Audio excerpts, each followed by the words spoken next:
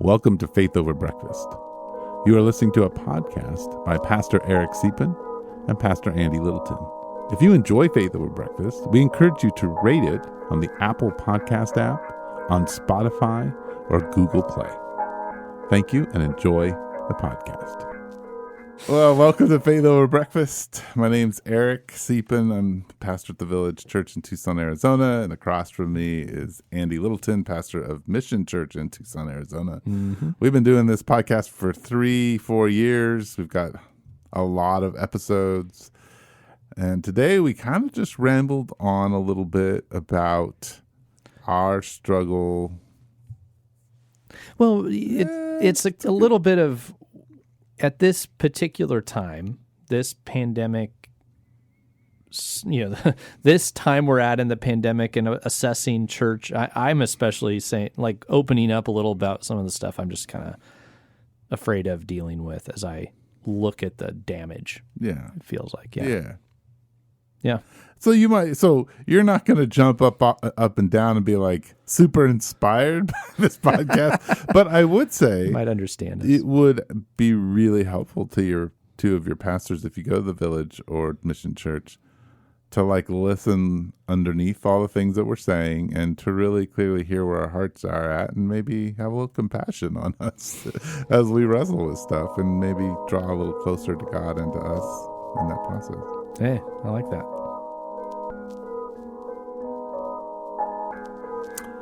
All right, Faith Over Breakfast. You're eating, and I'm just going to talk. He's shaking his head. Andy Littleton shakes his head. I wish he wouldn't. Oh, so Andy, I figured these things out the other day. Oh, look at that! It's Faith Over Breakfast. Isn't that good? Like, we need sound effects. I need a picture of you in the glowing blue. That's, oh my gosh. And you kind of have like the jogger hip hop thing going there. Yeah, there you go. I should do a little bit more. Oh yeah. There you go. Eric, you should know by now. That you hate these parts. You just hate them. Yeah, and you leave them, and this is a tension in our relationship. It is a tension. So I guess we should just talk about tension, right? We could do that. Last podcast, I took it out. You took the dead weird. No, the part where you told my dad, "This is the part he leaves in." I cut it out. You just did that because I brought it up to your father. That's right. My father has lots of influence. Man.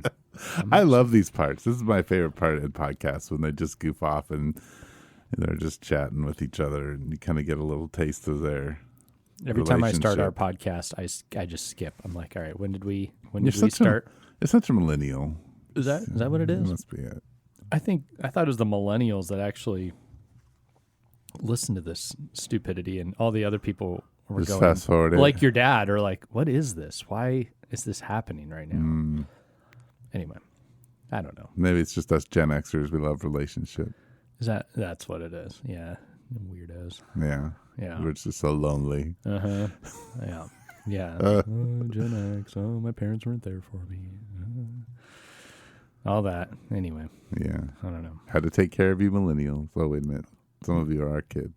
Yeah, I'm not your kid. No, you're not. Close. I mean, we're close. If you'd had me when you were 10.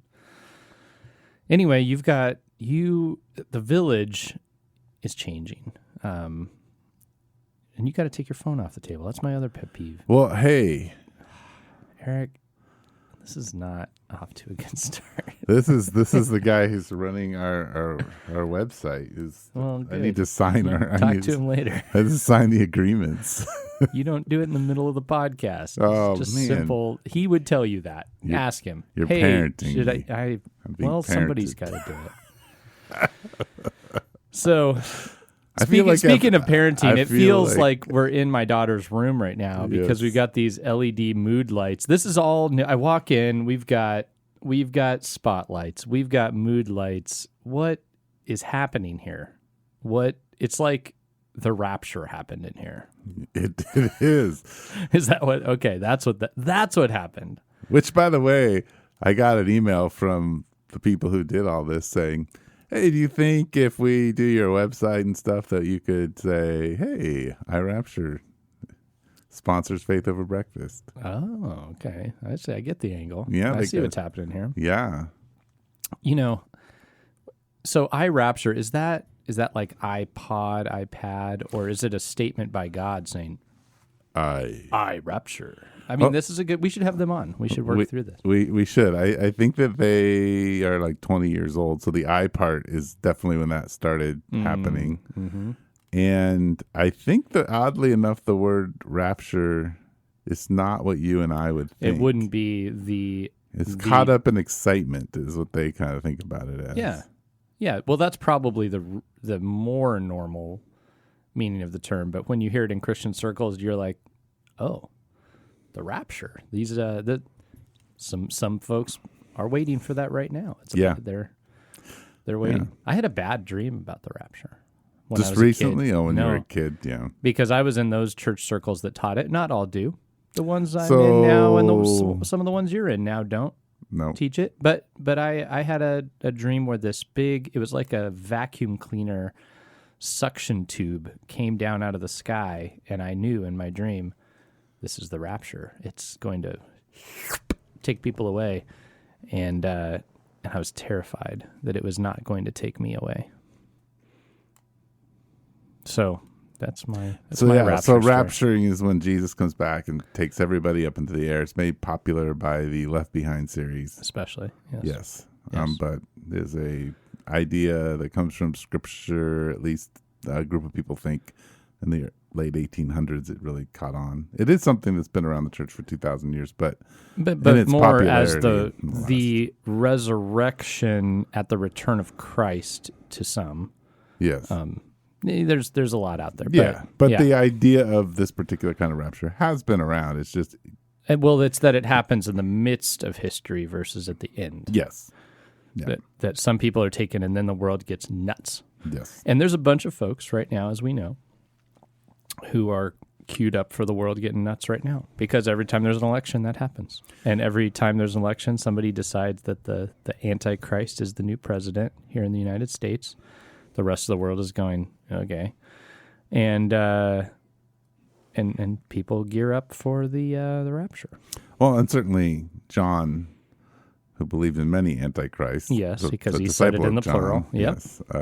Saw Nero as an antichrist. Yep. Yes. Yep. Somebody who is anti-Christ. Yeah. So it didn't have to be just one. And in fact, could be people from all sorts of different ideas. Can be the antichrist. You can be an antichrist. Yes, yep. Anyway. So that's kind of what we're talking about. So we've got rapturous lights. We do all kinds of stuff going on. We've got the village doesn't look the same. No. But this is the effect of community. You let community kind of just jump in and do what it's going to do, and you end up with and it's LED different. lights behind your sound panels. There are definitely things in our church that are not because of me, and some of them include LED lights. Wow. Yeah. I'm like, I don't need them. So, could you give me an example of one thing at your church that's not you? And how do you LED feel? lights. Let's just go the LED lights. They're not you at your church. And where are the LED lights at your church? For us, it's more like stage lighting. Oh, stage lighting. Yeah. Right. I wouldn't do it. No. I would have, there'd be a couple lamps up there, some normal-ish light fixtures that didn't feel stagey. Right. Mm-hmm. That's what I would do. Right. But, we compromised. Yeah, we don't have a stage. We do some things that are more subdued, but we do have the LED lights. Yeah, so speaking of church buildings and church life, mm-hmm. you and I were thinking about talking about just answering the question or wrestling with the question, what is my church going to look like? Our church is going to look like as the pandemic subsides or shifts and we get to gather a little bit more. Yeah, this is, I was just telling you that I've been thinking about this, and I actually took a day away because I realized I was developing a little bit of general kind of anxiety over it. And I wanted to, that's not the only reason I took the day away. I just wanted to take a day off. But I went to Bisbee and sat there and wrote out some questions. What's big on my mind? What am I afraid of? Stuff like that. So some of that had to do with just what's happening to our church. Where does this go? How does this end up? So that's something I've been thinking about. And, I want to come off positive and like I know what I'm doing. And so it's, I'm not saying that's a good thing, but I'm saying this is kind of a moment of vulnerability to say, hey, I'm kind of concerned about it. Yeah. And I knew I was, but I hadn't taken the time to I just wrote it all out. Right. So yeah, that's something I'm dealing with. And part of that is because especially coming off Super Bowl Sunday, right? So many people not present. You sort of expect that. But at our church, we would always watch the second half after church, and a lot of people would show up. But because of pandemic and Zoom and all that, the people just didn't engage at all who were interested in watching the game, I think. Except, maybe a couple. But it just, I don't know. I just kind of walked away from that going, we're losing steam. We're losing something. We're losing connectivity. Where are some of these people? Some folks have just they've slowly disengaged and not really come back. I'm sure they still say, I go to Mission Church, just like I know people who say they go to other churches, and I realize they haven't engaged at all for a year. Right. And that, to me, my answer is then you don't go to that church.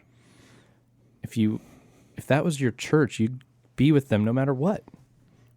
However you had to do it. Right. And so it's making me feel like the true church of ours is really small, right? And I had to deal with that yesterday. Like, am I okay with that? Do I accept that? So, yeah, that's what I'm processing.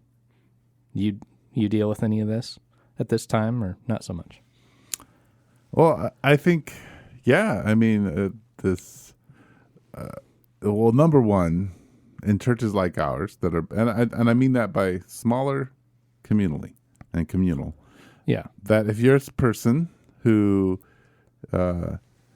is wrestling with life and faith, like having that consistent, I go to a place where people are who I know and who can update themselves with me and care about me, and I can hear a little bit about God, and in our style of church I can eat with some people. Right. That's a transformative process if you just do that once a week. Now that's been reduced down to you can watch it on a video and then you can log in afterwards, or like in your church you can log in during, but still not necessarily the same. It's not the same experience at all. And I'm aware of that. Right. Yeah. So those people are struggling to be connected. But what I've also noticed is that people who are full on, like I've known them forever, they're really strong villagers. I would say they still go to the village. They're involved in whatever smaller community things that we provide, but they're watching once, maybe twice a month. Yeah. Or they're catching up, so they'll listen to the podcasts afterwards. And I assume, or listen to the music. But I'm assuming that's happening with us. I assume that some people just are like, well, it's posted later, and so I don't want to watch it at this time.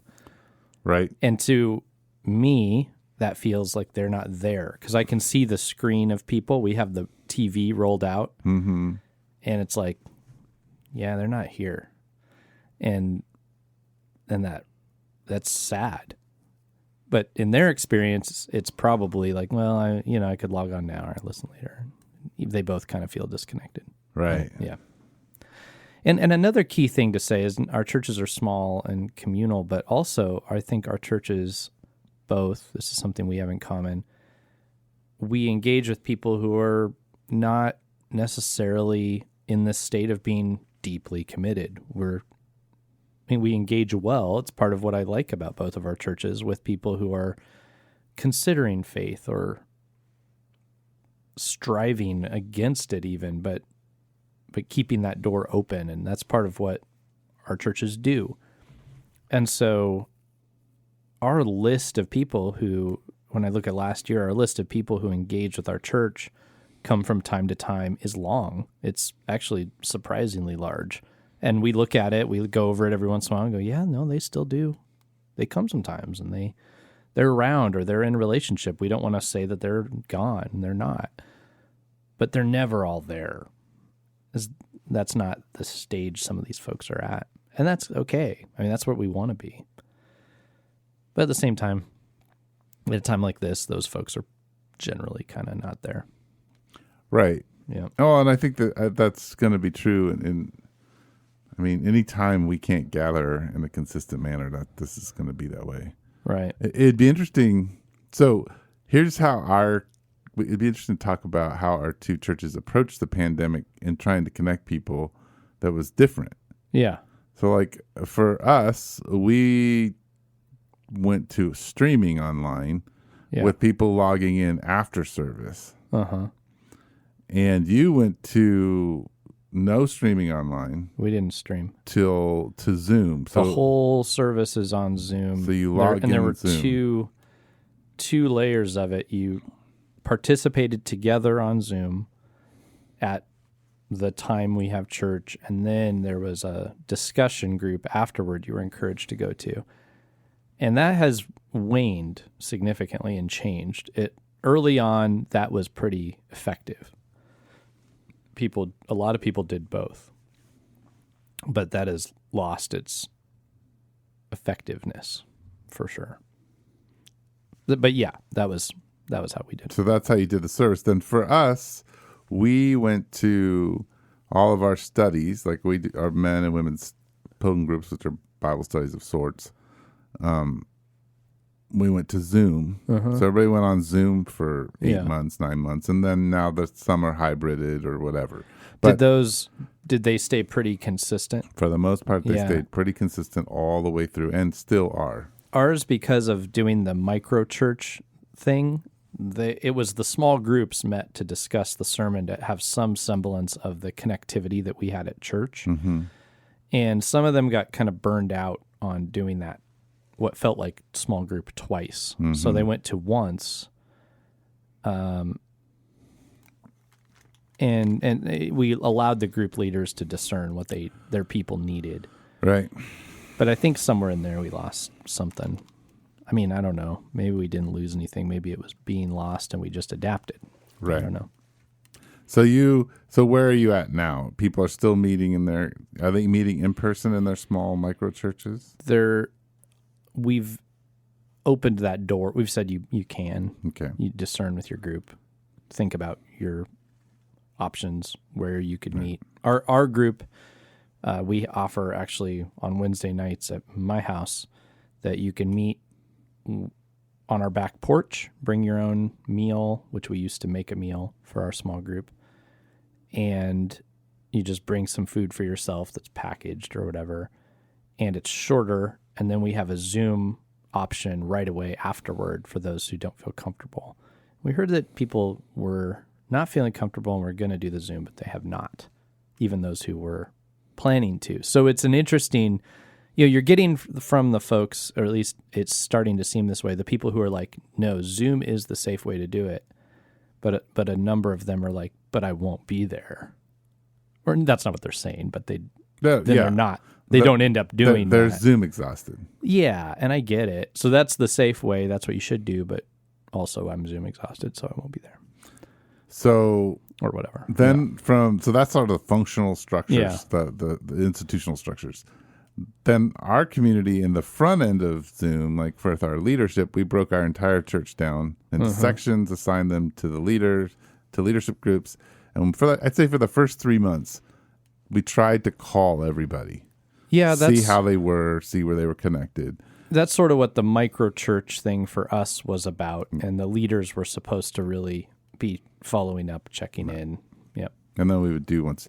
So now what's happened with that is we have three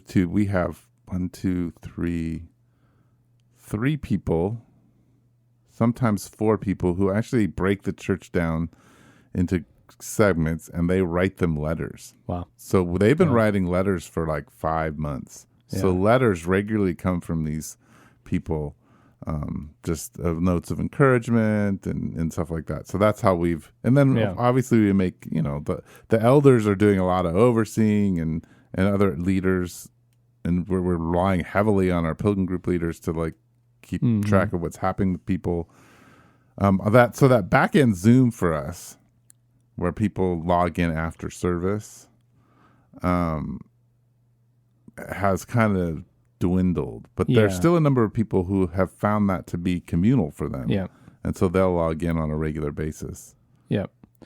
And the other factor, of course, is all of the other just cultural upheaval of the year, right? Yes. There's the Zoom pandemic side, and then there's the political, cultural stuff. And so in our world, I know for certain that because we tried to we did some video discussions and try to say what's happening here. Is there a Christian line of thought toward this or whatever? And and why did we do that? Because there were 2 things happening. We were hearing from people on both sides of the ideological spectrum, asking for things like public statements and denunciations, right, from both sides. And rather than do that, we said, no, we're not going to be doing that. But we're going to just sort of have conversational approaches to opening up this topic and helping people process. And it's interesting. It feels like in doing that, and we had a similar approach to the pandemic. Like there were people that are like, dude, we should be going so far as to just like be crystal. We should become a new public health channel. Essentially, there should be a lot of information coming from us that is basically right down the line of everything the most cautious people are doing, and we should tell everybody that you need to do all of those things and say it a lot. And then there were other people that were like, the church should be open all the time and there should be no masks, And we said essentially no to both of those as well. And we're like, we're going to always be reevaluating, and we're going to take an approach that factors in that people need relationships and factors in that public health matters and we need to be careful. And so it feels like on the political and even in dealing with COVID, we said no to the far ends of the spectrum, both of them. And in a way, or whether they asked or not, and some folks didn't ask, but we were like, we're not going to take that position, or we're not going to do that. And to me, it feels like those 2 edges of our church may have been potentially shaved down.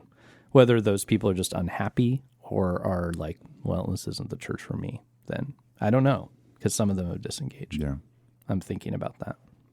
Well, and I think what, maybe people don't realize, and I think every job has its issues, but what people don't realize about being a pastor is how much you stand in between people and how much you are striving to help people understand one another and to see each other through Christ. And that actually, it's a heavy burden, right. and it can be, and I think it, like this last year with the pandemic, with the racial issues, with the political issues, and actually with the environmental issues, with everything burning to the ground, that there was enough there to like, you just felt like you were punch drunk as a pastor, trying to like adjust to what you're supposed to think about and say, and listen to the different people and hear Jesus. And then so, there's the whole, if you don't say anything, you are saying something. So there's that. So, right. Yeah. And then when you do decide to make statements and actions, even when we're talking about from gathering to the styles of gathering to all that kind of stuff in the pandemic. Because those are statements in a way. They're actions based on some kind of choice. Right. Yeah. And so you step out to lead people and invite them into something.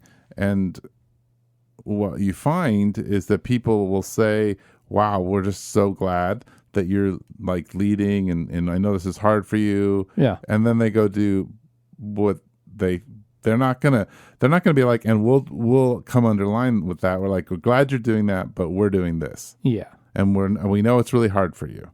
And I think that was also stressful. And I think that brings us back to the beginning of where we're like, wow, what's this all going to look like when things, kind of settle back into some semblance of normal? It's going to.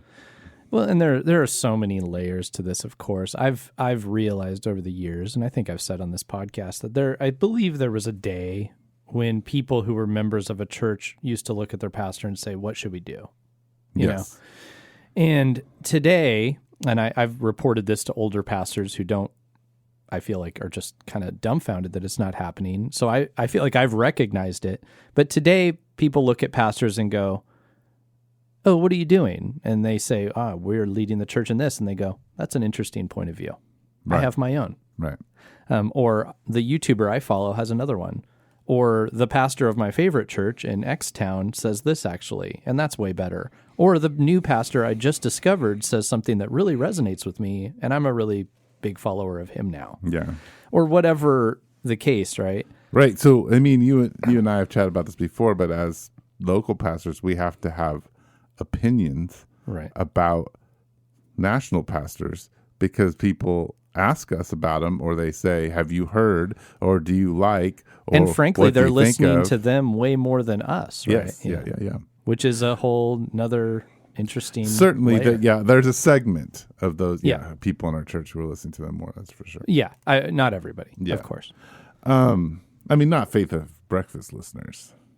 They're like, no, they're doing it. These are podcast people. They just got off of this is their fifth podcast of the week. Here's the trick: is you just have to produce so many podcasts that they can't keep up with you, so they don't listen to any of the other ones. Oh, so that's why we're doing the week off every month because. Oh no, I just do a lot of other podcasts.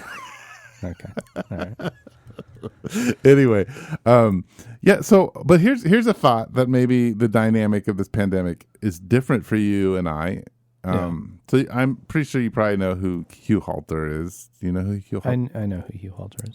And Dave Fitch is a professor up in Northern Seminary, and they're partnering to do a church planting institute out of Northern Seminary. But I listened to a webinar recently by both of them, and it's kind of funny because they were breaking down the church planting models and historic things. And when you're somebody, I'm like, oh my gosh, I'm 50. I've lived through all of this. So they're telling my history, and I'm like, that's all true, and none of what you're saying is true. That's weird. This is how history works. When somebody tells it, like, yes, this is the basic things, but no, that's not how that. But anyway, they made some interesting comments, and so they were breaking down the types of churches that exist, right? When you plant a church. So, but I think this is important because they said something that I would love you to just wrestle with for a minute. Sure. So one, they said, like, the traditional model of going and planting a church, if you're a Free Methodist and you're in, Indiana, and you decide to plant a Free Methodist church in Tucson, Arizona, it's going to look the same. You're transplanting. You import the model. Then there's sort of an updated model, which a lot of people call a seeker service kind of thing. But it's an updated in that you go into a neighborhood, you find out what people want, and then you try to give that to them. And often it's not, those seeker-sensitive churches aren't as neighborhood-centric as they are general. Right. Yeah. They're trying to reach the culture. And then they really are simplifying. So there's this updated model, there's the traditional model, there's the missional model or the mission model. And the mission model, I don't need to describe it. It's the village, it's mission church. It has there's a lot of different things happening in that model. It tries to be a little bit more incarnational in the way it understands itself. They're all trying to be incarnational, but this one's maybe boots on the ground incarnational and thinks a little more about action and its specific people and what they want to do. Yeah. Which is much more us. Yeah. But here's the thing that he said. He said that model takes 15 to 20 years to do anything. Mm-hmm. The other models have measurable impact in the first 3 years, or they fail. Right. Sure. And so the wrestling, I believe that. So the thing that I thought was kind of, what you're even wrestling with in 4 years? You guys been around 4 years now? as mission 4 years. Yeah. Which feels it's a weird thing to have the merger in there because it's like So it's like the eighth year and the fourth year, right? Or simultaneously. Yeah. And it's interesting to think about which one is it, because some of these leaders I've walked with for 8 years, but the version of what we're doing is only 4 years old, sort of. Yeah. So 4, 8, you're still far away from 15.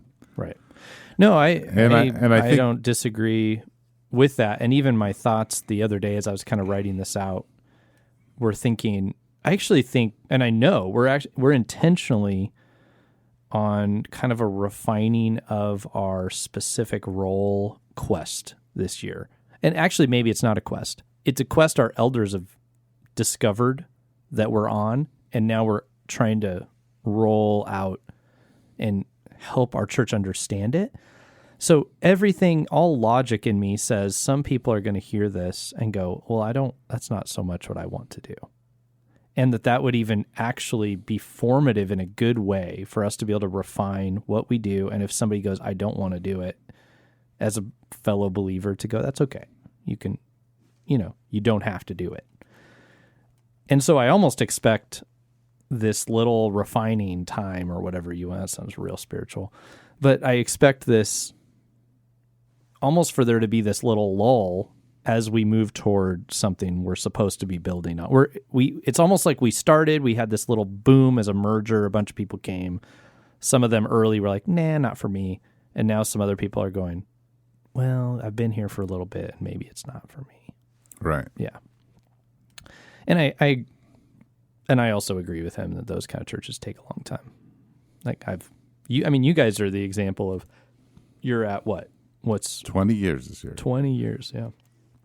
Yeah. Wow, that's wild. And it feels like you guys hit kind of your stride about 2 years ago.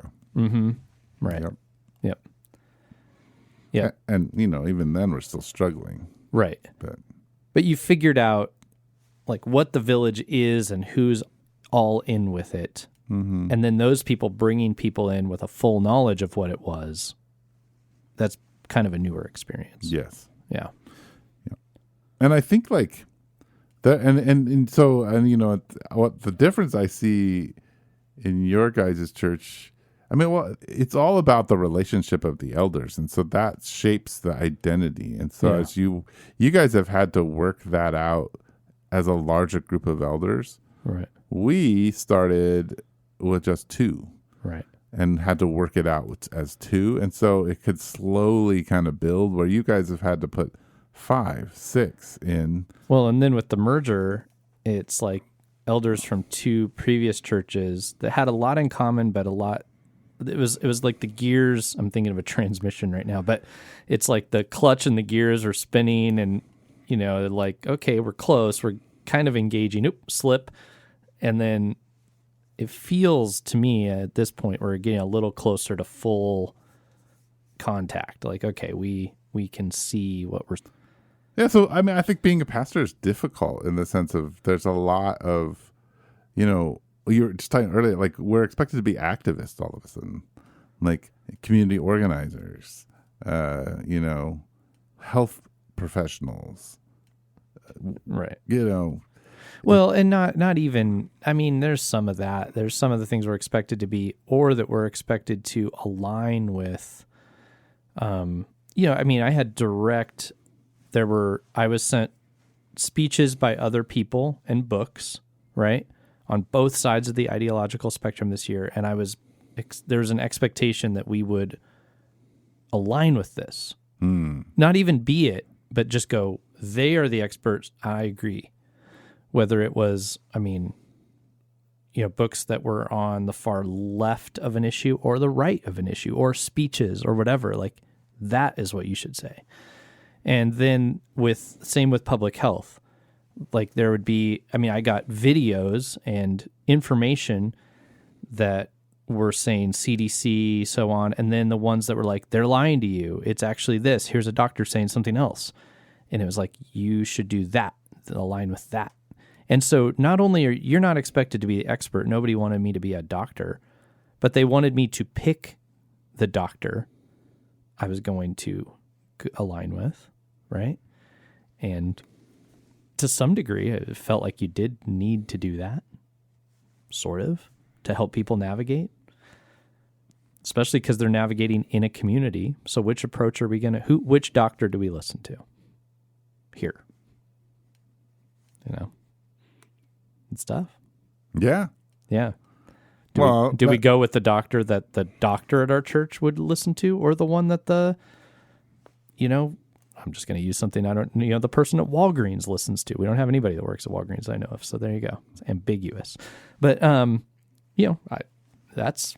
seems evident, but not to the person that works at Walgreens.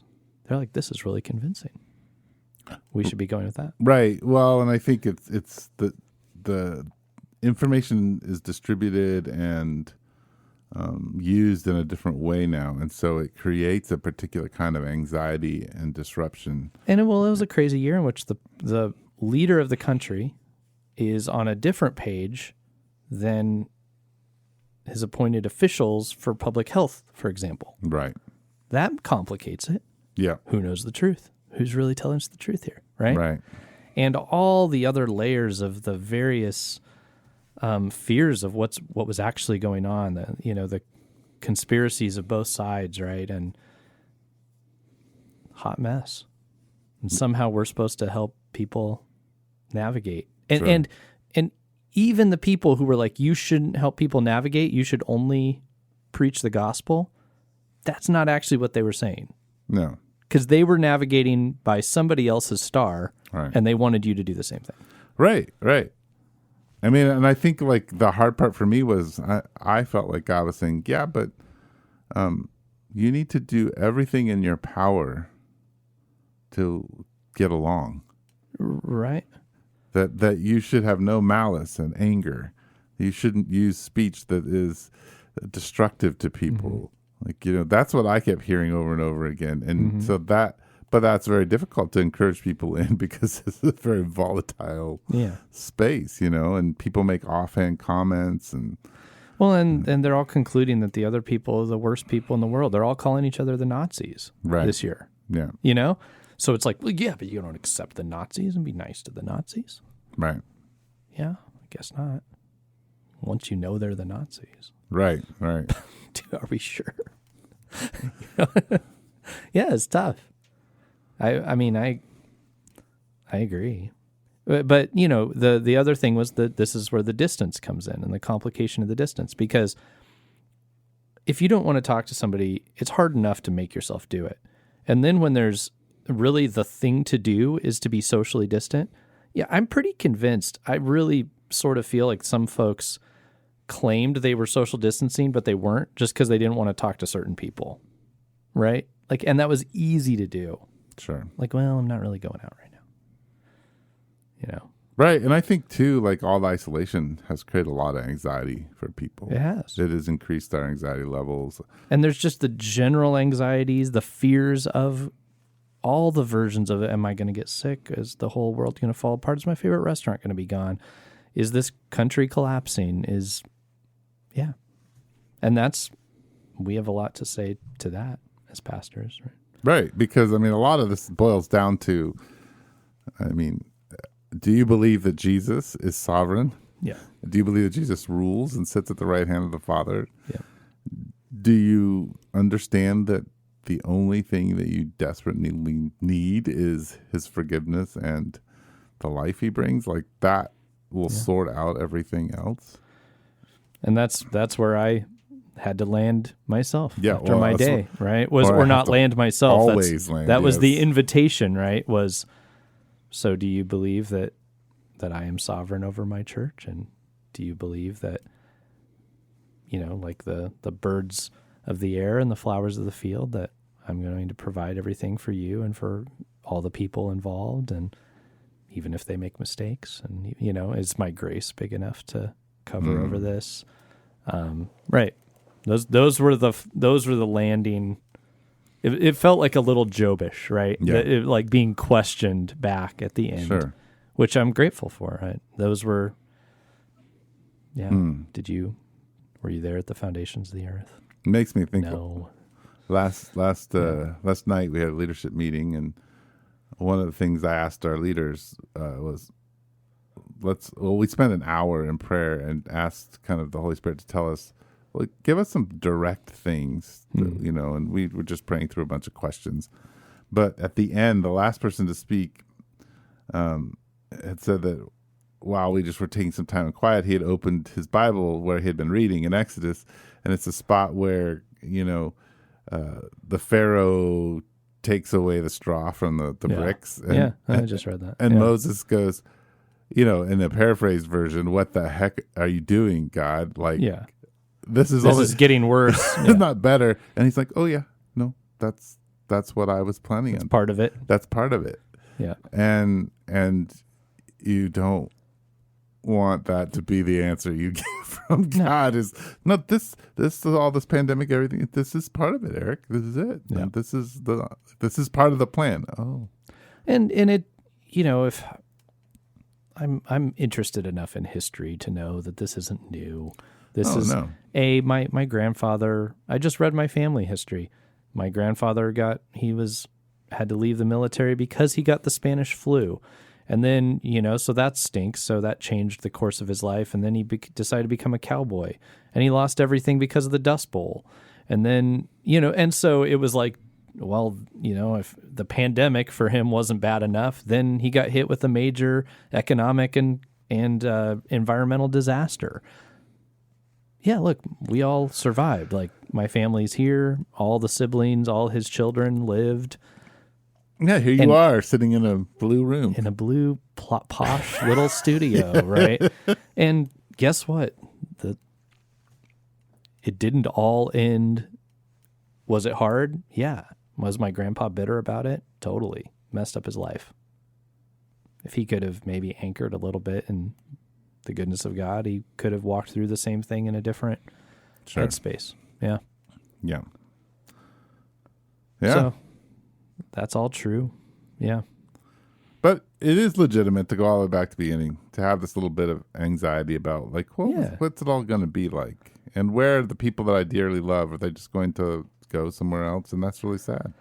Yeah, that's what in talking about this. I don't mean to say it because I don't have trust in God, but because it's real and it's human. It's a thing I am wrestling with, and I think on the other end too, as a pastor, during the pandemic, I didn't stop the amount of preparation that I was putting into a sermon, or stop all the extra work we were doing to make the video. It became more work. It was different, but it was.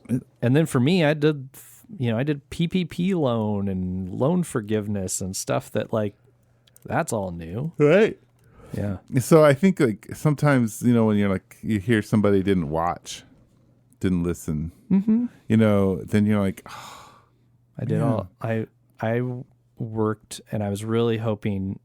Sometimes even there are people in your church, you're like, not like you're aiming your sermon at one person, but you kind of know the people. Like, I really wanted you to hear this. Right.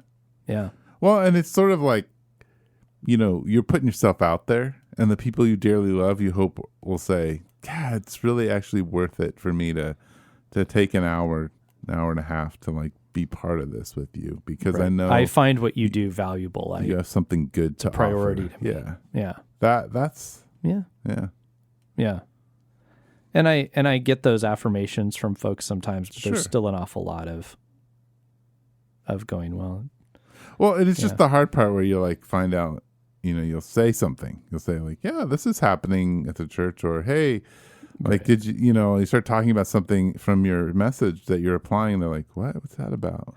Oh, it dawned on me last year especially last year, there were things that people, they were unhappy about. And actually I heard this from another church leader in town too, where it's like, if you had been at even half of our church services, you would have known all about that for the last 2 years. The fact that you're surprised shows how tuned out, that you're either not here or you're not paying attention, because this thing that you're now thinking is the worst thing we've ever said. We've been saying it for 2 years. Easy, maybe more. Maybe since the founding of this church. you know, and that's hard. Like, that is tough because you go, there's a frustration side of it, but there's also just it hurts because it's like, I guess what I'm saying isn't, you're not paying attention. Yeah.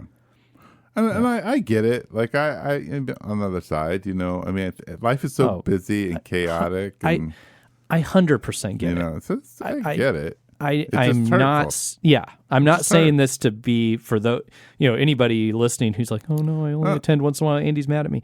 No, I probably would I'd be the same way. I think I do have this pretty built-in commitment to going to church on a regular basis. But I get being distracted. I get being busy. I get not being tuned in. I get that when I'm in a whole nother narrative all the time. And if I weren't planning these sermons and thinking about how important this was, my head wouldn't be in the same spot. I do get that. Right. And, you know, I mean, I think part of what's happening here is just, we're like, here's sort of your heart, you know, this is the rawness of it all. Right. You know, people want the authenticity. So here's the authenticity, you know, like this isn't easy for us. And maybe we got to grow up in some areas, but it's hard. Yeah. You know, it's just hard. Yeah. There's a lot to juggle and a lot you put on the line. Yeah. It's been super heavy on my heart for a while, I think. And it was kind of culminating. I was like, I need to identify some of the root questions and fears behind this. So, yeah. Well, we should probably end. Yeah, man. Time to get back to it. You've been listening to Faith Over Breakfast with Pastor Eric Siepen and Pastor Andy Littleton. Please share us on Instagram, Twitter, and Facebook. Thank you.